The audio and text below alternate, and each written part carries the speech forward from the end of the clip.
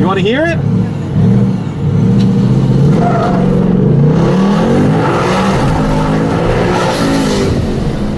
Woo. Giving YouTube an idea on how the car drives. The car right now has 2,400 miles on it. I did like 2,000 miles like in a month because I was just driving everywhere with it. I was like really excited to have a new car. I'm driving right now with the AC on. It feels great. It's pretty warm outside. Temperature reads 100 degrees. I don't think it's 100 degrees, but it's definitely like 85. A little humid. This is me just driving around and drive. I got the N gauge. I'm using HP tuners to tune the car. Apparently they have some program with the HP tuners. They have an add-on that you can now do a bump box and a two-step, and it's pretty wild for an automatic, factory automatic. I mean, people have been dynoing these cars on E85 and they've been making 900 horsepower. A Whipple called me 900 horsepower.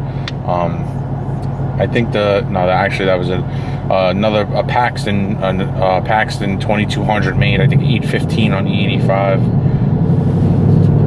All these twin turbo cars, I mean, they're making some serious power on these 18 Coyotes. I know the compression's up 12 to 1. I don't know if that makes a big difference, but it has to be. There's got to be some difference between the 15 to 17s and this Gen 3 Coyote motor. Like, I mean, it's a big difference.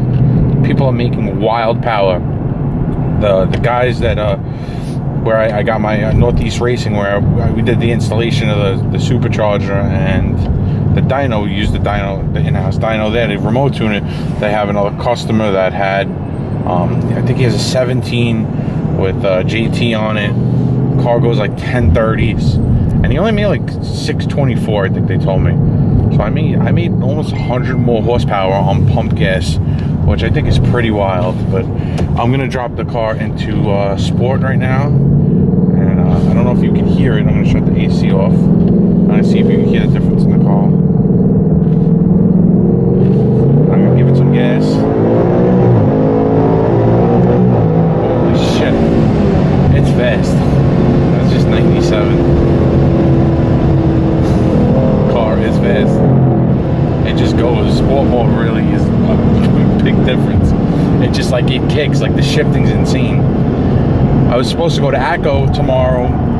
Today's the 24th of May. I was supposed to go to ACO tomorrow for test and tune, and then I went on the website and realized there is no test and tune for ACO. I guess they're running like an event for the weekend, so there's no open test and tune. So I'm really debating if I'm gonna go to Cecil County Dragway to go take this thing down the quarter mile. I'm really excited. I'm really curious to see how fast it's gonna go. I don't really have any goals set. I'd definitely say the goals are in the 10s, but you know, I don't want to look like I'm talking shit. I don't want to disappoint anybody. But that's pretty much it. I mean, I'm not gonna do a shakedown pass or anything. I just want to set in the car.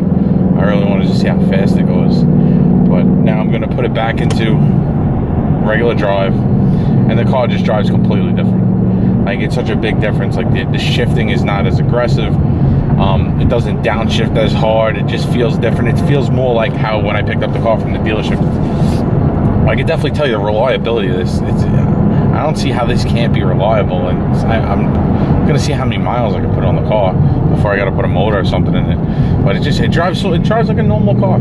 It's not that loud. I have a stock exhaust on it, so it's like, it's loud, but it's not like in cabin noise. I hear like the blow-off valve making some noise, and I hear the blower whining a little bit, but it's not like, I would think we would have like this big increase in noise, or I'm gonna like, oh my god, everybody can hear it, but I guess not. You know, I got on the highway last night, and usually my friends were hanging out in a spot where if you get on the highway, they could hear you get driving on the highway from where they were hanging out. And when I took another friend for a ride.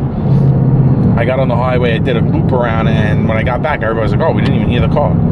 So, I mean, this thing is pretty quiet for what it is, but it definitely rips.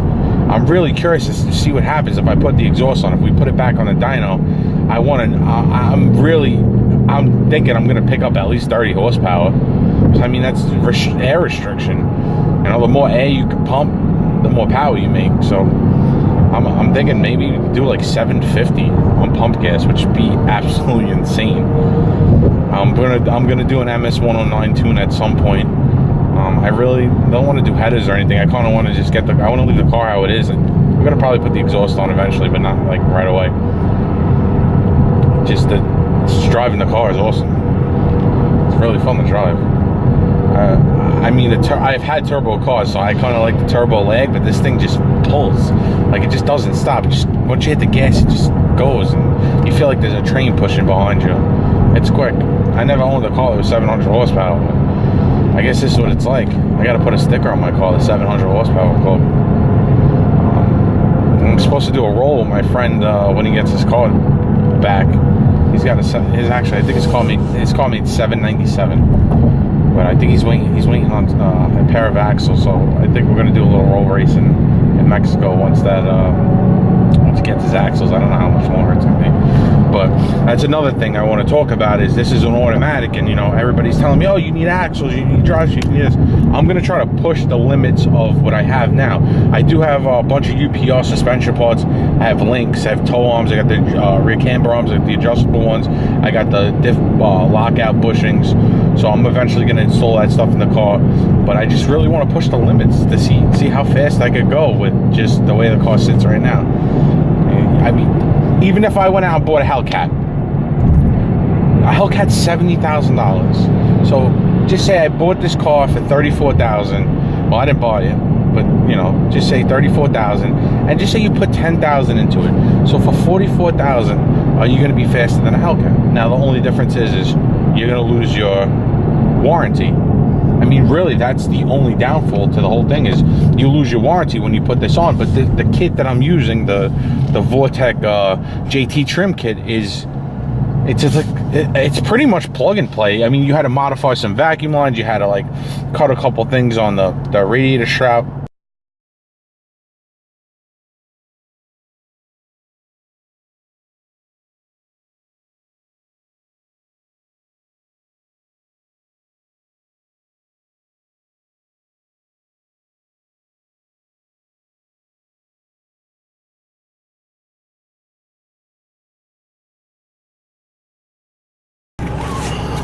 Always put your seatbelt on.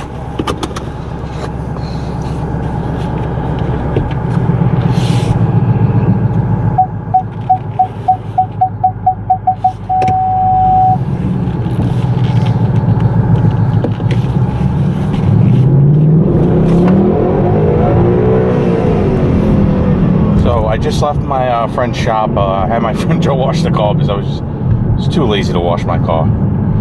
I don't want to really do anything to the car right now until I get a number to see where I'm at.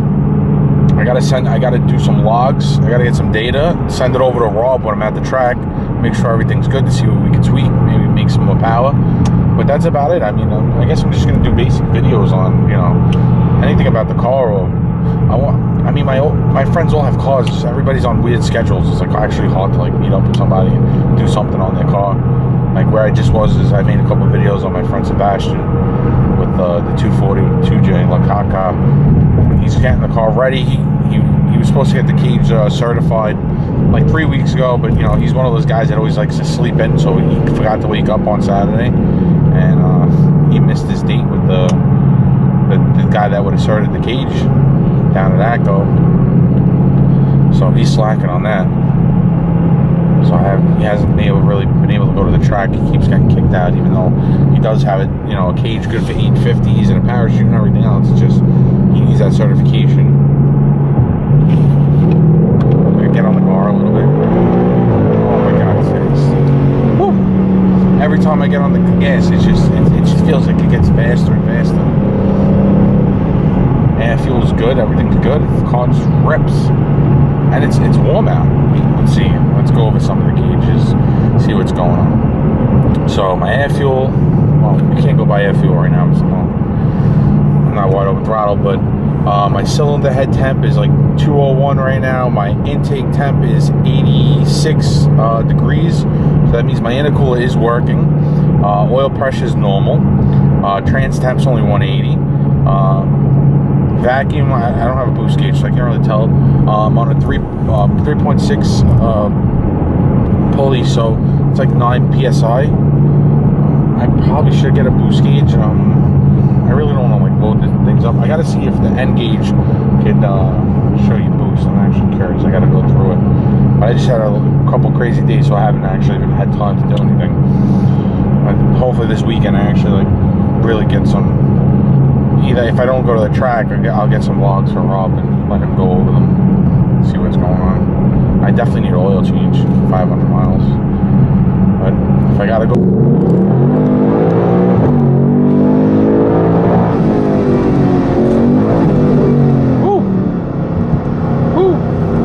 I pedaled it a little bit. I had to pedal it. I'm on a public road over here. Over here! Whoop whoop!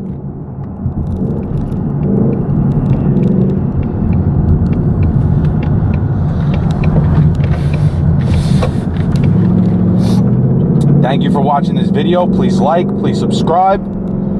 Peace out.